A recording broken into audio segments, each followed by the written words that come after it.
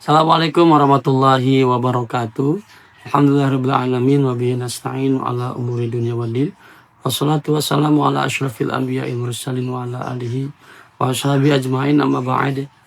Alhamdulillah, kita patut bersyukur kepada Allah Subhanahu wa taala karena masih diberikan panjang umur, dan juga yang paling utama kita masih diberikan taufik dan hidayah oleh Allah Subhanahu wa taala bisa tetap thalabul ilmi, yang mana mencari ilmu itu adalah salah satu amal yang paling utama dalam keyakinan kita bahwa Allah Subhanahu wa taala berfirman, A'udzubillahi minasyaitonirrajim, bismillahirrahmanirrahim, yarfa'illahu alladziina amanu minkum walladziina utul ilma darajat, bahwa orang yang mencari ilmu adalah orang yang akan diangkat derajatnya oleh Allah Subhanahu wa taala. Mudah-mudahan kita semuanya senantiasa ada dalam lindungan Allah Subhanahu wa taala dan diberikan pertolongan sehingga kita bisa mendapatkan ilmu yang bermanfaat.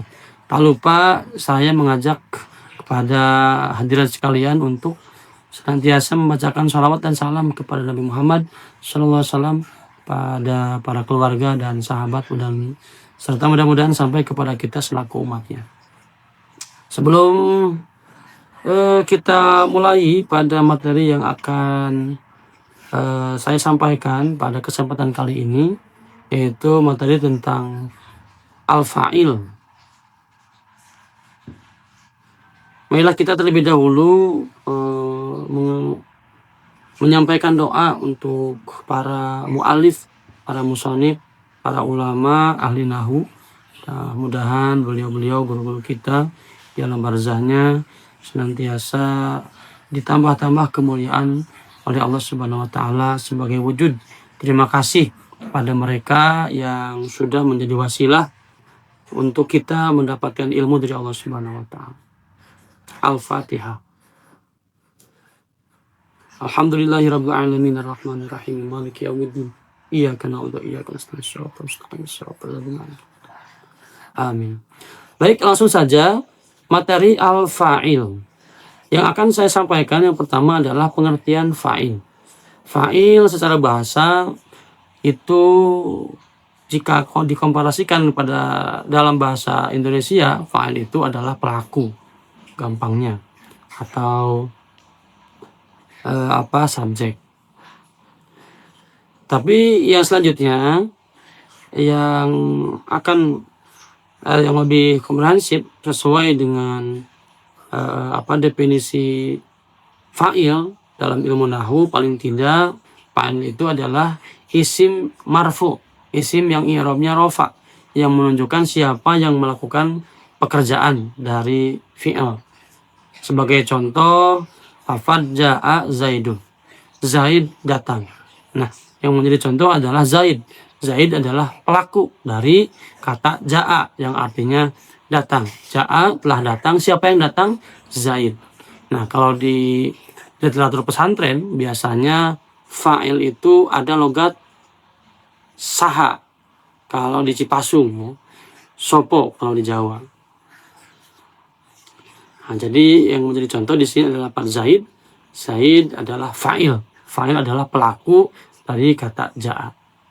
Selanjutnya, ciri-ciri fa'il. Yang pertama, fa'il itu pasti marfu, yaitu berharkat domah, atau lebih tepatnya adalah beri'rab rofa.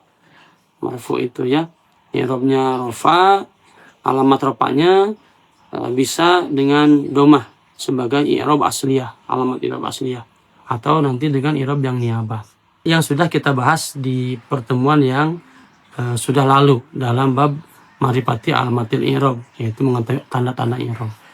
Kemudian yang kedua berupa isim. Fa'il itu pasti isim atau kata benda. Selanjutnya fa'il biasanya datang setelah fi'il, setelah kata kerja. Fa'il adalah pelaku dari fi'il atau kata kerja. Sebagai contoh ada lafaz kataba at-thalibu ad-darsa. Yang menjadi contoh mana? Yaitu fi'ilnya adalah kataba, fa'ilnya adalah at-thalibu. Nah, tadi Fa'ilnya adalah atolibu. Yang pertama atolibu itu berharakat toma, i'rabnya rofa. Kemudian atolibu adalah isim, tandanya ada alif lam. Kemudian atolibu itu datang setelah fi'il, yaitu setelah lafaz katabah. Dan atolibu adalah pelaku. Itu pelaku dari kata fi'il. Kataba menulis. Siapa yang menulis? Yaitu at-talibu, seorang siswa. Yang akan saya bahas selanjutnya adalah bentuk fa'il. Nah, fa'il ini bentuknya bisa berupa isim zohir. Nah, contohnya seperti lafaz zaidun atau al-mu'allimu. Ja'a zaidun atau ja'a al-mu'allimu. Ja'a telah datang. Siapa yang datang? Zaid. Siapa yang telah datang? Al-mu'allim, seorang guru. Atau fa'il itu bisa berbentuk dhamir, kata ganti, seperti lafaz ana, nahu, atau huwa. Dhamir kata ganti itu sebagaimana sudah saya sampaikan ada 14 yang sudah saya sampaikan. Wa humahum, iya humahuna, anta antuma antum, anti antuma antuna, ana nahnu. Nah, kemudian contoh fi'il yang dhamir. Katabtu ad-darsa, aku menulis pelajaran. Nah, yang menjadi dhamir adalah tu, adalah fa'il yang berupa dhamir muttasil. Di sini menggunakan dhamir muttasil karena fi'ilnya adalah fi'il madhi yang suka disebut dengan dhamir mutaharik marfu. Baik, selanjutnya kaidah-kaidah penting. Fi'il maaf fi'ilnya itu selalu mufrad, tunggal, meskipun fa'ilnya jamak. Contoh seperti lafaz ja'a at-tulabu. Ja'a itu fi'il, fa'il itu at-tulab. At-tulab itu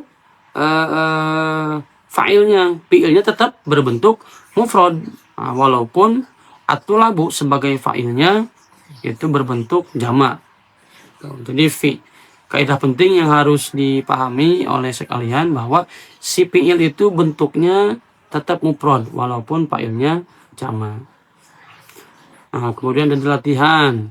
Tentukan mana yang merupakan fa'il dalam kalimat berikut. Kataba Zaidun risalatan. Kataba menulis, Zaid risalatan surat. Nah, kira-kira mana yang menjadi contoh? Ya tentu adalah Zaidun sebagai pelaku. Kemudian zahaba al-auladu ilal madrasati. Zahaba fi'il, al-aulad zahaba pergi, al-aulad anak-anak, ilal madrasati ke sekolah. Mana fa'ilnya? Tentu adalah al-aulad, yaitu yang melakukan pekerjaan zahaba. Satu lagi, qara'tu al-kitaba. Qara'tu, saya telah membaca, al-kitaba, kitab, buku. Mana fa'ilnya? Saya yang melakukan pekerjaan qira'ah. Nah, baik, sebagai penutup, semoga pembahasan ini membantu kita sekilas tentang pemahaman tentang fa'il dalam ilmu nahwu. Inilah kita tetap semangat dalam belajar bahasa Arab. Semoga kita semuanya senantiasa diberikan kemudahan oleh Allah Subhanahu wa taala. Baik, itu saja untuk kesempatan di siang hari ini.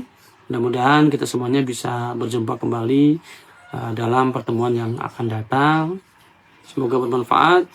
Assalamualaikum warahmatullahi wabarakatuh.